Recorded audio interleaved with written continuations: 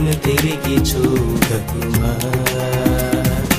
యేసువైపు చూడుమా, వెను తిరిగి చూడకుమా.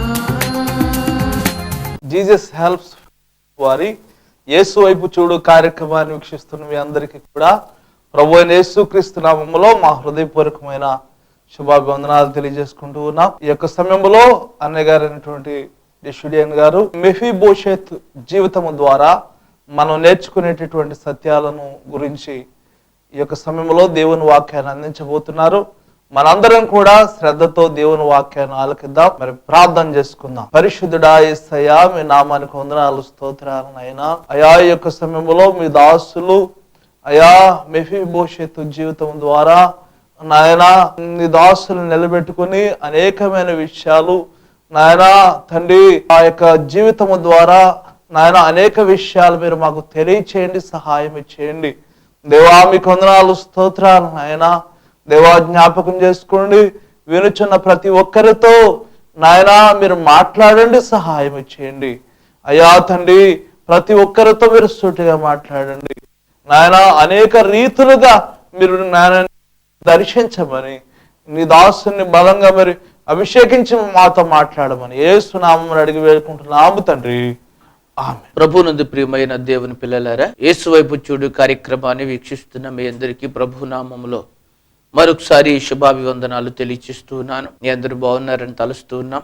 మీరు చక్కగా ప్రతి వారం ఈ అమూల్యమైన కార్యక్రమాల్ని వీక్షిస్తూ మీ స్పందన మాకు తెలియచేస్తున్న విధానం బట్టి, అలాగే సహకరిస్తున్న బిడ్డలను బట్టి ప్రత్యేకమైన శుభాలు తెలియచేస్తూ ఉన్నాను.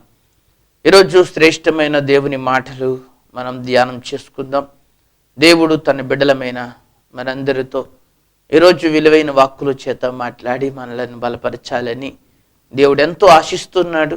ఆయన ఆత్మ కార్యము మనలో జరగడానికి దేవుడు ఇష్టపడుతున్నాడు కనుక మీరు విలువైన సమయాన్ని చాలా జాగ్రత్తగా పనుల్లో ఉండి కాస్త ఆగి దేవుని వాక్యాన్ని వినండి. మీ జీవితాలు తప్పక దీవించబడతాయి. మెఫీబోషెతులో నేర్చుకోవలసిన సత్యాలని ఈరోజున మీతో చెప్పాలని నేను ఆశపడుతున్నాను. మెఫీబోషెత్ యొక్క జీవితంలో ప్రాముఖ్యమైన సత్యాన్ని మనం ధ్యానం చేసుకుందాం. చూడండి, దాని గురించి బైబిల్ గ్రంథంలోకి వచ్చిన భాగాన్ని చదువుకుందాం. 2వ సమూయేలు గ్రంథము 4వ అధ్యాయము 4వ వచనాన్ని చదువుకుందాం. సౌలు కుమారుడగు యోనాతానునకు కుంటివాడగు కుమారుడు ఒకడుండెను.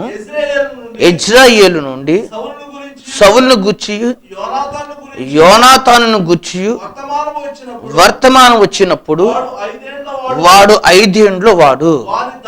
వాని దాది వాని ఎత్తుకొని పరుగు పరుగున పారిపోగా వాడు పడి కుంటివాడాయను. వాని పేరు మెఫీబోషెత్. ఇక్కడ మనం అమూల్యమైన విషయాన్ని మనం జాగ్రత్తగా గమనించాలి. సౌలు కుమారుడైన యోనాతానికి అనుగ్రహించబడిన కుమారుడు. పుట్టినప్పుడు చాలా చక్కగానే ఉన్నాడు, ఆరోగ్యంగానే ఉన్నాడు. అయితే ఒకానొక దినాన్న యుద్ధములో సౌలు చనిపోవటం, ఆ తర్వాత యోనాతాను కూడా చనిపోవటం, వీళ్ళు చనిపోయిన తరువాత మరొకళ్ళు రాజ్య సింహాసనం మీద కూర్చుంటారు. కొత్తగా ఎవడైతే రాజు అవుతాడో ఆ వ్యక్తి రాజ్య వంశీకులు ఎవరైతే ఉన్నారో వాళ్ళందరినీ ముందు చంపించేస్తాడు. అది జరుగుతూనే వచ్చే చరిత్ర. అందుకని రాజ్యవంశీయులు ఎవరన్నా ఉంటే వాళ్ళు ఏమేం చేసేవాళ్ళు అంటే వెళ్ళి యుద్ధమన్నా చేసేవాళ్ళు, చేత కాకపోతే వాళ్ళంతటికి వాళ్ళే వారి ప్రాణాలు తీసుకునేవాళ్ళు, లేకపోతే ఎటో కట్టు పారిపోయేవాళ్ళు. అలాంటి సందర్భంలో ఇక్కడ మనం జరిగిన యొక్క విషయాన్ని మనం జాగ్రత్తగా మనం ధ్యానం చేసినట్లయితే ఈ మెఫీబోషెత్ జీవితంలో ఒక అద్భుతమైన యొక్క సందర్భం ఏమిటి అని అంటే, ఎప్పుడైతే వీళ్ళ యొక్క తండ్రి చనిపోయాడో వెంటనే కుటుంబానికి ఆ వార్త రాగానే వాళ్ళందరూ చల్లాచెదురైపోయి పనివారు ఎక్కడ వాళ్ళు అక్కడ పరారైపోతే ఒక దాది ఈ ఇంట్లో ఉన్న ఈ 5 సంవత్సరాల ఈ బిడ్డను ఎత్తుకొని స్పీడ్గా పరిగెత్తుకుంటూ వెళ్ళిపోతూ ఉంది.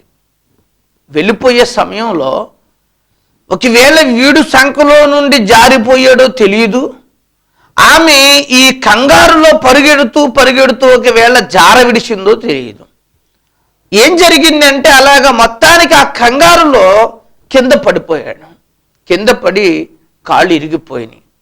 అయితే అప్పటి కాలంలో సరైన వైద్యాలు లేకపోవటం వలన ఆ రోజుల్లో ఇతన్ని బయటికి తీసుకొచ్చి వైద్యం చేపించి ఎక్కడన్నా పలానా ఓడు బ్రతికున్నాడని తెలిస్తే మళ్ళా చంపుతాడేమో అని చెప్పి రహస్యంగా దాది ఎక్కడో ఇతన్ని దాచిపెట్టి ఉండటం చేత ఆ పరిస్థితి, ఆ రోగం మరింత ముదిరిపోయి ఎందుకో పనికి రాకుండా కుంటివాడిగా తయారైపోయాడు. మీరు గమనించండి, కాళ్ళు లేనివాడైపోయాడు ఈ మెఫీబోషెత్. ఈ మెఫీబోషెత్ పరిస్థితి దయనీయంగా తయారయ్యింది. గమనించండి కదా, ఎందుకంటే మనిషి జీవితంలో కాళ్ళు అనేవి ప్రధానమైన పాత్రను వహిస్తాయి. ఎక్కడికి వెళ్ళాలన్నా, ఏ పనులు చేసుకోవాలన్నా, నడవడానికి చాలా ముఖ్యం. ప్రయాణాలు చేయడానికి, పనులు చేసుకోవడానికి, తన పనులు తాను చేసుకోవడానికి, ఈ జీవన శైలిలో ఆ కాళ్ళ నడవక అనేది చాలా ఇంపార్టెంట్ విషయం కదా. కానీ అంత విలువైన యొక్క స్థితిని అతడు ఏం చేసుకున్నాడు అంటే పోగొట్టుకున్నాడు. చాలా దయనీయం అయిపోయింది. తల్లి లేదు, తండ్రి లేదు, ఎక్కడున్నాడు అనేది మనం ఆలోచించేస్తే చాలా దయనీయమైన పరిస్థితికి వెళ్ళిపోయాడు. ఇతడు ఎవరు అనంటే బైబిల్ గ్రంథంలో మనం చూసినట్లయితే ఇతడు రాజ్యవంశానికి చెందినవాడు. నెంబర్ 1 గమనించండి, ఇతడు ఒక రాజ్యవంశానికి చెందినవాడు ఉండి, నెక్స్ట్ రాజుగా సింహాసనం మీద కూర్చోవలసిన వాడు ఉండి, కాలు పోగొట్టుకుని దయనీయమైన పరిస్థితుల్లో ఇతడు బ్రతకవలసిన పరిస్థితి వచ్చింది. బైబిల్ గ్రంథంలో మనం చూసినట్లయితే ఒక మాట ఇలా రాయబడుతుంటుంది. ఎక్కడనంటే 2వ సమూయేలు గ్రంథము 9వ అధ్యాయము 4-5 వచనాలు ఒకసారి చదివి చూద్దాము. చూడండి, అక్కడ అతడు ఎక్కడ ఉన్నాడని రాజు అడుగగా చిత్తగించుము, అతడు లోదేబారులో అమీయేలు కుమారుడగు మాకీరు ఇంట ఉన్నాడని. చాలు, ఇక్కడ ఒక విషయాన్ని మీరు జాగ్రత్తగా గమనించండి. బైబిల్ గ్రంథంలో వ్రాయబడుతున్న మాట, లోదేబారులో మాకీరు ఇంట ఇతడు నివాసము చేయుచున్నాడు. ఈ మాకీరు అనే అతను కాస్త దయగలిగిన మనస్సు గలవాడు. అంటే ఏదైనా బాధలో ఉన్నవాడికి సహాయం చేయగలిగిన మనస్సు కలిగిన వాడు. ఎవరైనా ఆరోగ్యం గలవాడికి సహాయపడగలరు, కానీ కుంటోడికి ఎవడు సహాయపడగలడు? ఒకసారి ఆలోచించండి. ఎంతో దయాదాక్షిణ్యము కలిగిన మనస్సు కలిగిన వాళ్ళు చేస్తారు తప్ప అలాంటి మంచి పనులు. కానీ మంచి మనస్సు కలిగిన వారు ఎవరైనా సహకరించినా ఆరోగ్యంగా ఉన్నవాడిని కేకేసి అవసరమైతే అన్నమన్న పెడతారు. ఆరోగ్యంగా ఉన్న వారికి వాళ్ళ ఇంట చేర్చుకుని కొద్ది రోజులు అక్కడ బస చేయడానికి అవకాశం అన్న కల్పిస్తారు. ఒక కుంటోడిని ఎవరు చూస్తారు? కానీ మనం గమనించినట్లయితే ఈ మాకీర్ అనే వ్యక్తి చాలా మంచి మనస్సు గలవాడు. ఈ మంచి మనస్సు గలవాడు ఇతని యొక్క ఇంట చేరినప్పుడు ఈ అవటి అతనిని తన దగ్గర పెట్టుకుని అతనికి చాలా చక్కగా చూస్తూ వచ్చాడు. జాగ్రత్తగా గమనించండి. అయితే ఇక్కడ మనం ఒక విషయాన్ని గమనించాలి. ఒక రాజ్యవంశీయుడై ఉండి మాకీరు ఇంట ఉండవలసి వచ్చింది. ఈ మాకీరు ఎవరు అనంటే బైబిల్ గ్రంథంలో ఒక అమూల్యమైన విషయం రాయబడింది. యోసేపు యొక్క మనవడే ఈ మాకీరు. ఆదికాండము 50వ అధ్యాయం 23వ వచనంలో మీరు చదువుకోండి, అక్కడ ఈ సందర్భం కనపడుతుంది. యోసేపు యొక్క మనవడైన ఈ మాకీరు, ఇతని యొక్క ఇంట ఎవరున్నారు అని అంటే ఈ మెఫీబోషెత్ అక్కడ ఉన్నాడు. గమనించండి కదా, కాస్త తాత మంచి లక్షణాలు మనవడలో కన్నా పడ్డాయి. ఆ మంచి మనస్సుతో ఇతను కూడా చేర్చుకుని చాలా చక్కగా ఇతనికి కూడా కాస్త సంరక్షణ ఇస్తూ వచ్చాడు కదా. కానీ తన మనస్సు వయసు పైబడుతూ ఉండేటప్పుడు తన మనస్సు ఎలా ఉండుంటుంది అంటే నేను అనుకుంటాను చాలా బాధగా ఉంటుంది. ఎందుకంటే ఎవరో ఒకళ్ళు తన వాస్తవికతను గుర్తు చేస్తారు. మీ తాత ఎంత బ్రహ్మాండంగా రాజ్య పరిపాలన చేశాడు, మీ తాత ఎన్ని కలలు కన్నాడు అనుకున్నావు, మీ నాన్నని మంచి చక్రవర్తిని చేయాలనుకున్నాడురా, చాలా గొప్పవాడిని చేయాలనుకున్నాడు, అతన్ని సింహాసనం శాశ్వతంగా స్థిరపరిచేయాలని, సౌలు యొక్క సింహాసనం తరతరాలు కూడా అది కొనసాగాలని దాని విషయంలో ఎంతో ప్రాకులాట పడ్డాడు. ఈ వ్యక్తి బతికి ఉంటే సౌలు సింహాసనం స్థిరపడదని అతను చంపడానికి నిరంతరము ఎన్నో యుద్ధాలు చేశాడు. చేసి ఆఖరికి ఇలా చచ్చిపోయాడు మీ తాత. మీ నాన్న చాలా మంచి మనసు గలవాడు, కానీ అలాంటి మీ నాన్న కూడా పోగొట్టుకున్నావు.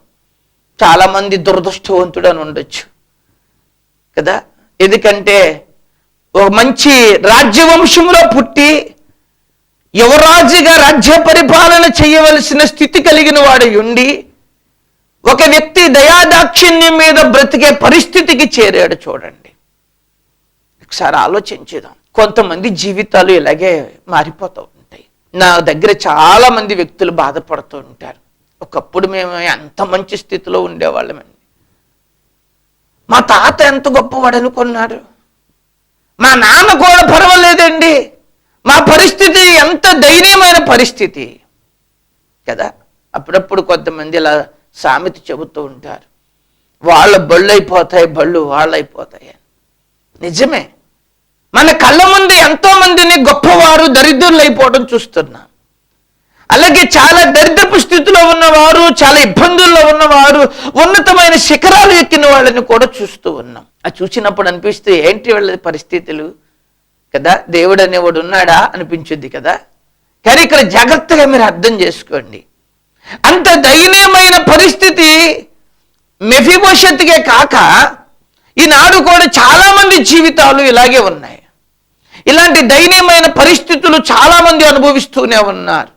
ఒక ఉన్నతమైన స్థితిని కోల్పోయి చాలా శ్రమలలో, చాలా కష్టాలలో, చాలా ఇబ్బందుల్లో కూరుకుపోయిన వాళ్ళు ఉన్నారు. వాళ్ళ జీవితాల్లో ఆత్మహత్య శరణం అనుకునే వాళ్ళు కూడా ఉన్నారు. ఇక మాకు విడుదల కలిగే పరిస్థితి ఏదీ లేదు అనుకుని వాళ్ళు ఏ అగత్యమైన చేయడానికి రెడీగా ఉన్న వాళ్ళు చాలా మంది ఉన్నారు. గమనించండి, మొన్నే నేను వార్తల్లో ఒక విషయాన్ని చూశాను, మనసు చాలా బాధ అనిపించింది. అదేమిటంటే, ఓ మంచి ఇంజనీరింగ్ కుర్రోడు వాళ్ళ వ్యసనాలకి బానిస అయిపోయి వాళ్ళ యొక్క ఫ్యామిలీ అంతా కూడా, కుటుంబీకులందరూ రే ఇలా తాగొద్దు, ఇది మంచి పద్ధతి కాదు అని చెప్పి వాళ్ళు బాగా గట్టిగా నిలదీస్తే అతడు ఆ వ్యసనాల్లో నుంచి విడుదల పొందలేక బస్సులో నుండి దూకేసేసి తన ప్రాణం తీసుకున్నాడు. ఒకసారి ఆలోచించండి, అర్థమైంది మీకు? ఎందుకనంటే తనకే విడుదల పొందాలని ఉంది, కానీ విడుదల పొందలేని స్థితిలో ఉన్నాడు. వాళ్ళందరూనేమో అవి మానే అంటా ఉన్నారు. అలాంటి క్లిష్ట పరిస్థితి ఎదురైనప్పుడు ఒక్కొక్క సమయంలో మనుషులకు గుర్తొచ్చేది ఏంటంటే, చచ్చిపోతే వదులుప, నేను ఎలాగ మానలేను, నేను ఎలాగ విడుదల రాదు నాకు, ఇంటికెళ్ళి చచ్చిపోతే వదులుప. గమనించండి కదా, నిజంగా మెఫీబోషెత్ జీవితంలో కూడా ఓ దయనీయమైన పరిస్థితి ఎదురయ్యింది. ఈ కార్యక్రమాన్ని చూస్తున్న మీలో ఎవరికి కూడా ఇలాంటి పరిస్థితి రాలా. అంత దయనీయమైన పరిస్థితిలోనికి అతడు వెళ్ళిపోయాడు. చక్రవర్తి మనవడయ్యండి. ఇక్కడ జాగ్రత్తగా గమనించండి కదా, 40 సంవత్సరాలు ఇశ్రాయేల్ని బ్రహ్మాండంగా పరిపాలించిన రాజు సౌలు రాజు. ఆ కుటుంబీకుడు ఎంత గొప్పవాడిగా, ఎంత ఉన్నతమైన శిఖరాలను అధిరోహించేవాడుగా ఉండాలి, కానీ ఆ స్థితికి వెళ్ళిపోయాడు. అయితే అప్పుడు మరలా సింహాసనం మీద దావీదు కూర్చున్నప్పుడు దావీదుకి ఎందుకో తన మనసులో ఒక ఆలోచన కలిగింది. ఏం కలిగింది అంటే, సౌలు కుటుంబములో ఎవడైనా ఉన్నాడా శేషించినోడు, చంపడనే కాదు, చంపాలనే ఆలోచన కాదు, కానీ నేను ఉపకారం చేయడానికి సౌలు కుటుంబంలో ఎవడైనా ఒకడున్నాడా అని ఆలోచించగా ఒక వ్యక్తి కనపడ్డాడు. ఆ వ్యక్తే ఈ మెఫీబోషెత్. ఈ మెఫీబోషెత్తులో ఏంటి, అతను లోదెబారులో మాకీరు ఇంట ఉన్నాడన్న సంగతి తెలిసిన తర్వాత అతను శీఘ్రంగా రప్పించి ఏంటి అతన్ని ఏమన్నాడు తెలుసా? నా భోజన బల్ల యొద్ద నువ్వు నిరంతరము భోజనము చేయమంటాడు. ఆ మాటను మీకు గుర్తు చేస్తాను, చూడండి. మన బైబిల్ గ్రంథంలో మనం చూద్దాము. 9వ అధ్యాయము 5వ వచనం చూడండి ఒకసారి. అప్పుడు రాజైన దావీదు మనుషులను పంపి లోదెబారులోనున్న అబీయేలు కుమారుడు మాకీరు ఇంట నుండి అతన్ని రప్పించెను. సౌలు కుమారుడైన యోనాతానునకు పుట్టిన మెఫీబోషెతు దావీదు నొద్దకు వచ్చి సాగిలపడి నమస్కారము చెయ్యగా దావీదు మెఫీబోషెతు అతను పిలిచినప్పుడు అతడు చిత్తము నీ దాసుడినైన నేను ఉన్నానను. ఇక్కడ మనం గమనించవలసిన విషయం చూడండి కదా, ఎక్కడో ఉన్న ఒక వ్యక్తి చూడండి, ఇతను మరలా వచ్చి ఇప్పుడు ఎక్కడికి చేరాలి, ఏంటి నా బ్రతుకు అనుకున్న సమయంలో దావీదు తనని పిలిపించి ఒక బ్రహ్మాండమైన ఒక ఆహ్వానాన్ని ఇచ్చాడన్నమాట కదా. మానవ జీవితంలో క్లిష్టాల మధ్యలో ఒక ఆహ్వానం దొరకటం గొప్ప విషయం. అతడు అంత బాధలో ఉన్న పరిస్థితిలో నా బ్రతుకు ఎందుకు ఇలా అయిపోయింది, ఇంత దయనీయంకి వెళ్ళిపోయింది, ఎవడు చేసుకున్న పాపము అని కలవరపడుతున్న దినాలు. ఓ బ్రహ్మాండమైన రాజు ఆహ్వానం వెళ్ళింది, నిన్ను చక్రవర్తి పిలుస్తున్నాడు, నిన్ను రాజు పిలుస్తున్నాడయ్యా దావీదు. చెప్పడానికి కాదు, ఉపకారం చేయడానికి, మేలు చేయడానికి. ఇక్కడ గమనించండి, అసలు ఆ పిలుపు దొరకటమే అతని జీవితంలో గొప్ప మెరకల్ అన్నమాట. అవునా కాదా? ఈరోజు ఆలోచించండి కదా. పిలవటమే కాక అతనితో ఇలా చెప్పాడు, ఏమనంటే నువ్వు నిత్యము నా బల్ల యొద్ద నువ్వు భోజనం చెయ్యి అన్నాడు. గమనించండి, దావీదు తినే భోజనపు బల్ల దగ్గర కూర్చుని ఈ మెఫీబోషెతు రోజు భోజనం చేయడానికి భోజన సదుపాయం అనుగ్రహించబడింది ఇతనికి. అంతేకాదు దావీదు ఇతనితో మంచి మాట చెబుతాడు, ఏమనంటే నేను అంతకు ముందు నువ్వు పోగొట్టుకున్న మీ తాతల దగ్గర నుంచి ఉన్న ఆస్తులన్నీ కూడా నేనేం చేస్తానో తెలుసా, నీకు ఇప్పిస్తాను. 2వ సమూయేలు గ్రంథము 9వ అధ్యాయం 9వ వచనం చూడండి. అక్కడ అప్పుడు రాజు పిలువనంపించి సౌలునకును అతని కుటుంబమునకును కలిగిన సొత్తంతటిని నీ యజమాను కుమారుడికి నేను ఇప్పించుచున్నాను. చాలా చూడండి, ఇక్కడ ఒక అద్భుతమైన మాట. అంటే పోయిన ఆస్తిని కూడా నేను మరలా నీకు ఇప్పిస్తున్నాను. చూడండి, ఇక్కడ మనం గమనించవలసిన 5 ప్రాముఖ్యమైన సంగతులు ఉన్నాయండి. ఒకటి, ఇతడు రాజ్యవంశీయుడై ఉండి కదా. రెండోది, ఇతడు ఎక్కడికి పోయాడంటే చాలా శ్రమలో కష్టాల్లోకి వెళ్ళిపోయాడు. మూడో విషయానికి వచ్చేటప్పటికి ఇతడికి బ్రహ్మాండమైన రాజ్య పిలుపు దొరికింది కదా. 4వ విషయం వచ్చేటప్పటికి రాజు బల్ల దగ్గర భోజనం తినే అర్హత దొరికింది. 5వ విషయానికి వచ్చేటప్పటికి ఇతనికి కోల్పోయిన వాటన్నిటి మరలా తిరిగి ఇతనికి ఏం చేయబడ్డాయంటే ఇవ్వబడ్డాయి. అవునా? ఆలోచించండి. ఈరోజు ఒకవేళ మెఫీబోషెతు లాంటి కష్టాలలో బతుకుతూ ఉంటే, ఆనాడు దావీదు పిలిచాడు, కానీ ఈరోజు సర్వశక్తిమంతుడు నిన్ను పిలుస్తున్నాడు ఈ కార్యక్రమం ద్వారా. ఎక్కడికి అంటే ప్రభు తన చెంతకి పిలుస్తున్నాడు, తన ప్రియమైన హస్తాల్లోకి పిలుస్తున్నాడు, తన ప్రియమైన రాజ్యములో తనతో ఉండడానికి ఒక ఉన్నతమైన హోందాతనం నీకు ఇవ్వడానికి పిలుస్తున్నాడు. ఈరోజున ఆలోచించండి. ప్రయాసపడి భారం మోస్తున్న సమస్త జనులారా నా యొద్దకు రండి. ఎంత పిలిపండి, పిలుస్తున్నాడు. ఇప్పుడు కూడా ప్రతి మానవుని పిలుస్తున్నాడు. నువ్వు కష్టాల్లో, కన్నీటిలో, బాధలో ఉన్నావా, యేసు దేవుడు నిన్ను పిలుస్తున్నాడు. ఒకవేళ ఉన్నతమైన స్థితిని పోగొట్టుకుని ఉన్నావా, మెఫీబోషెతును దావీదు పిలిచినట్లు ఈ కార్యక్రమం నిన్ను కూడా పిలుస్తుంది. దేవాతి దేవుడు నిన్ను ప్రేమిస్తున్నాడు. అంతేకాదు, నా దేవుడు తన బల్ల యొద్ద మంచి శ్రేష్టమైన భోజనం చేయడానికి పిలుస్తున్నాడు. నా దేవుడు ఎంత గొప్ప దేవుడో తెలుసా? ఆయన ఆశ్రయించిన వారికి ఏ మేలు కొదువై ఉండదు అన్నాడు. గమనించాడు. ఆయన తిండి కోసం కాదు, ఆయన అంటాడు ముందు నా నీతి నా రాజ్యం వెతుకు, అప్పుడు నీకు ఏది కావాలో నేను అన్నిటిని అనుగ్రహిస్తాను అన్నాడు. ఎంత గొప్ప ఇక్కడ స్థితితో చూడండి కదా. మనం అర్థం చేసుకుందాం. నా ప్రభు పిలుపుకి విధేయత చూపిస్తే నీకు తినడానికి ఎప్పుడు తక్కువ కాదు, ఎప్పుడు తక్కువ కాదు. ఒకవేళ గొప్పవారి ఇంట్లోనైనా ఇబ్బందులు రావచ్చేమో, కానీ క్రీస్తును ఎరిగిన వారి జీవితంలో ఎప్పుడు ఇబ్బంది రాకుండా దేవుడు ఎప్పుడు ఏ క్షణాన్ని ఎలా పోషించాలో అలా పోషించాలని నడిపించే దేవుడు. నేను ఎరుగుతున్నాను. ప్రభువుని ఎరిగిన తర్వాత, ప్రభువుతో ఈ జీవితం జీవించుతున్న తర్వాత ఎలుతు కలిగిన రోజు ఒక్కరోజు కూడా నా జీవితంలో చూడలేదు. హల్లెలూయా. ఎందుకంటే దేవాతి దేవుడు ముందుగానే వాటన్నిటిని సమకూరుస్తూ ఉన్నాడు. కార్యక్రమం వీక్షిస్తున్నాను నీకు, నా ప్రభు పిలుపుకి నువ్వు విధేయత చూపించి ఆయన దగ్గరికి రా. ఆయన భోజన బల్ల యొద్ద దావీదు భోజన బల్ల కంటే గొప్ప ఆహారం ఉంది. అవునా? ఆహారము తిన్నవాడైనా చచ్చిపోతాడేమో, కానీ ఈ ఆహారము తిన్నవాడు నిరంతరము బ్రతుకుతాడు. ఈరోజున ఆలోచించండి. ఈ శ్రేష్టమైన విలువైన జీవాహారాన్ని నా ప్రభు పాదాల దగ్గర పొందుకోగలిగితే నీ జీవితం గొప్ప ధన్యం అయిపోద్దన్నమాట. అలా ధన్యం చేయాలని నా దేవుడు ఇష్టపడుతున్నాడు. ప్రియమైన దేవుని పిల్లలారా, అంతేకాదు తాను పోగొట్టుకున్న ఆస్తి మొత్తం మరలా తన దగ్గరికి ఇప్పించాడు. అవునా? ఒకవేళ ఈ భూమి మీద నువ్వు పోగొట్టుకున్నది కూడా దేవునికి ఇస్తాడు.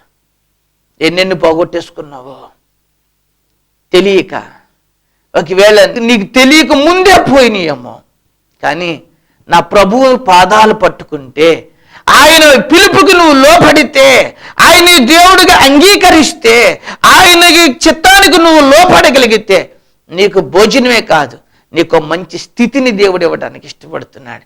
ఈ స్థితి కాదు, ఉన్నతమైన పరలోక రాజ్యంలో ప్రభువుతో కూర్చుండే స్థితిని ఇవ్వాలని ఆశపడుతున్నాడు. ఆయనతో ఉంచుకునే స్థితిని కల్పించాలని దేవుడు ఇష్టపడుతున్నాడు. ఈ రోజున నీకు రెడీ అయినా ఒకసారి ఆలోచించు. మెఫీబోషెత్తుని అంత కరుణ కలిగిన దావీదుకి, ఆ దావీదు కంటే గొప్పోడు కాదన్న యేసయ్య అంతకంటే గొప్పవాడు, అంతకంటే మంచి మనసు గలవాడు. ఆయన యొక్క ఆహ్వానానికి నువ్వు లోబడితే ఆయన బల్ల దగ్గర భోజనంతో పాటు ఆయన నీకు ఒక ఉన్నతమైన స్థితిని కల్పించడానికి ఇష్టపడుతున్నాడు. ఆ స్థితి కావాలా? లేకపోతే మొదట మెఫీబోషెత్తు ఎంతో భయంకరమైన పరిస్థితిలో ఓ పక్కన బాధతో పడున్నాడు. ఎంతో బాధ, శరీరం అరిగిపోయి కాళ్ళు ఇరిగిపోయి ఆ నొప్పి చేత వేదన చేత ఒక మెడిసిన్ వేసేవాడు లేక, ఒక కట్లు కట్టేవాడు లేక ఎంత ప్రాణం పోయి అల్లాడిపోయి ఉంటుందో తెలుసా ఆ క్షణాల్లో. ఒకసారి ఆలోచించండి. సమాజానికి కనపడకుండా ఎక్కడో ఇతని చీకటిగా దాచిపెట్టి ఏమైపోతుందో ఇతని పేతుకు, కానీ అదే వ్యక్తి జీవితం ఎంత మంచి స్థితిలోకి దేవుడు తీసుకొచ్చాడో. నిన్ను నన్ను కూడా దేవుడు ఉన్నతులుగా చేయడానికి ఇష్టపడుతున్నాడు. ఎంత నలిగిపోయి బాధపడి అల్లాడిపోతుంటే ఈరోజు యేసయ్య నువ్వు నన్ను ప్రేమిస్తున్నావు, ఇదిగో ఈ కార్యక్రమం ద్వారా నాకు మంచి ఆహ్వానం ఇచ్చావు, నేను నీ పాదాల దగ్గరికి వస్తున్నాను, నేను నిన్ను వెంబడిస్తున్నాను ప్రభువా అని చెప్తావా? ఆ మాట కొరకు యేసయ్య చూస్తున్నాడు. నిన్ను విడిచిపెట్టడం దేవునికి ఉద్దేశం కాదు. నీ జీవితంలో దేవుడు అద్భుతం చేసి చూడాలని ఆశపడుతున్నాడు. ఎందుకనంటే మనుషులు వ్యాధితోనూ బాధతోనూ బలహీనతలతోనూ ఉండి వాళ్ళ జీవితం దుర్భరంగా ముగించాలని దేవుడు కోరుకోవట్లేదు. లాపవాక్యంలో అంటాడు, విచారమైనను బాధైనను కలగ చేయాలనుకోలేదట దేవుడు. ఎంత మంచి మనసో ఆలోచించండి. ఇంత మంచి మనసు ఇంట్లో వాళ్ళు కూడా ఉండకపోవచ్చేమో కదా. అంత మంచి మనసు కలిగిన ప్రభు ఆహ్వానానికి లోపడగలిగినప్పుడు నీ జీవితంలో ఒక ఉన్నతమైన కార్యం చేసి నిన్ను సమాజానికి ఆదర్శప్రాయంగా ఒక రోజున దేవదేవుని రాజ్యములో ఆ దేవునితో గడపడానికి, ఆ దేవునితో సహవాసం చేయడానికి, ఆ మంచి స్థితిని కల్పించడానికి దేవుడు ఇష్టపడుతున్నాడు. కాబట్టి ఇప్పుడే వెళ్దాం మనం ప్రభు పాదాల దగ్గరికి. ప్రభువా, ఒకప్పుడు మెఫీబోషెత్తు స్థితే, ఒకవేళ నాకు అదే స్థితిలో ఉన్నాను, కానీ నువ్వు ఆహ్వానం ఇచ్చినట్లు నాకు ఈరోజు ఆహ్వానం ఇచ్చావు, నీ పాదాల దగ్గరికి వస్తున్నాను అని ప్రభువు దగ్గరికి రా. నీకు ఎప్పుడు ఈ భోజనాన్ని కరువు రాదు. ఇంకోటి జీవాహారానికి ఇచ్చి దేవుడు నిన్ను మంచిగా బలపరచడానికి ఇష్టపడుతున్నాడు. అంతేకాదు, ఈలోకపు ఒక మంచి స్థితిని ఇవ్వటమే కాదు, నీకు మరొక స్థితి, పరలోకపు స్థితిని కూడా కలిగించడానికి ఇష్టపడుతున్నాడు. భూ సంబంధమైంది పర సంబంధమైన ఈవుల చేత నిన్ను తృప్తిపరిచి నీ బ్రతుకుకు గొప్ప విలువలను సంతరింప చేయబోతున్నాడు. యేసు కోసం ప్రార్థన చేద్దాం. కళ్ళు మూసుకోండి. దయగలిగిన ప్రభువా, నీ పరిశుద్ధ నామానికి వందనాలు. ఈరోజు కార్యక్రమం వీక్షిస్తున్న బిడ్డలందరితో మీరు మాట్లాడిన విధానం బట్టి వందనాలు దేవా. మెఫీబోషెత్తు యొక్క జీవితం ఎంత దయనీయమైన పరిస్థితిలోకి వెళ్ళింది. ఒక రాజ్యవంశీయుడయుండి భరించలేని బాధపడి దేవా ఎన్నో ఇబ్బందులు అనుభవించాడు. కానీ ఒక గొప్ప ఆహ్వానం అతనికి దొరికింది. నిజమే, అంతకంటే గొప్ప ఆహ్వానము ఈరోజు ప్రపంచ మానవులకి కూడా నువ్వు ఇస్తున్నావు ప్రభువా. ఇంకా మతమని, కులమని, రకరకాలమైన భేదాభిప్రాయాలు మనసుల్లో పెట్టుకుని నీ చెంతకి రాలేక దేవా ఇంకా మగ్గిపోతున్న జీవితాలు ఎన్నో ఉన్నాయి. కానీ అలాంటి జీవితాలను ఈ రోజున దర్శించడానికి ఈ వర్తమానం చేత దేవా నువ్వు కార్యం చేయబోతున్నందుకు వందనాలు. నువ్వు కార్యము జరిగించినందుకు వందనాలు. వీరు అనేకులు నీ బల్ల దగ్గరికి రావడానికి ప్రభువా, దేవా నీ బల్ల దగ్గర భోజనం చేయడానికి, దేవా నీవిచ్చే ఆ స్థితిని పొందుకోవడానికి వీరికి సహాయించి తండ్రి నీకు వందనాలు. మెఫీబోషెత్తు ఒక బాహ్య సంబంధమైందేనేమో, కానీ నువ్వు మాకు బాహ్య సంబంధమైనది, ఆత్మ సంబంధమైనది కూడా నువ్వు అనుగ్రహించగలిగిన సమర్థుడు నాయన. ఎందరో జీవితాలకు ఇచ్చావు, ఎందరో బ్రతుకులను ప్రభువా ఆశీర్వాదకరంగా తీర్చిదిద్దావు. ఈ రోజునికి ఈ కార్యక్రమం వీక్షిస్తున్న వారందరి బ్రతుకులు ఒక ఆశీర్వాదకరంగా తీర్చిదిద్దబడాలి. దేవాటి రీతిలో నీ గొప్ప కార్యము చేయండి దేవా. ఇప్పుడే గొప్ప కార్యము జరిగించండి. ఈ కార్యక్రమం వీక్షిస్తున్న ఎంతమంది కన్నీరు కారుస్తున్నారు, ఎంతమంది దుఃఖముతో ఉన్నారు, ఎంతమంది పోగొట్టుకున్న స్థితిలో ఉన్నారు, వారికి నాయనా నీవే ఒక ఉన్నతమైన స్థితిని కల్పింపచేసి ఆత్మీయంగా బిడ్డలు వద్దరుడు సహాయం చేయమని కోరుతూ ప్రార్థిస్తున్నా. ఇంకా వ్యాధి, బాధ, బలహీనతలతో అల్లాడిపోయే ప్రతి వ్యక్తి జీవితానికి నీ సహాయ సహకారం సమృద్ధిగా దయచేసి మీ దీవెన అనుగ్రహించమని యేసు శక్తి గల నామములో అడిగి వేడుకుంటున్నాము తండ్రి, ఆమేన్. రేపు దేవుని సన్నిధి సహవాసం కార్యక్రమం వీక్షిస్తున్న బిడ్డలందరికీ ఇప్పుడు ఎల్లప్పుడు సదా తోడి నడిపించును గాక, ఆమేన్. మీకేమైనా ప్రార్థన అవసరతలున్నా, మీకేమైనా సందేహాలున్నా, ఈ కార్యక్రమానికి మీరు సహాయపడదలిచిన మరి మమ్మల్ని సంప్రదించండి. మా అడ్రస్ పాస్టర్ జి జెషూడియన్, యెరూషలేం ప్రార్థనా మందిరం, అప్పారావుపేట, ఆకివీడు మండలం, పశ్చిమ గోదావరి జిల్లా, పిన్ కోడ్ 534235. మా సెల్ నంబర్స్ 9705516833 మరియు ఒక cell number 9491975153. God bless you.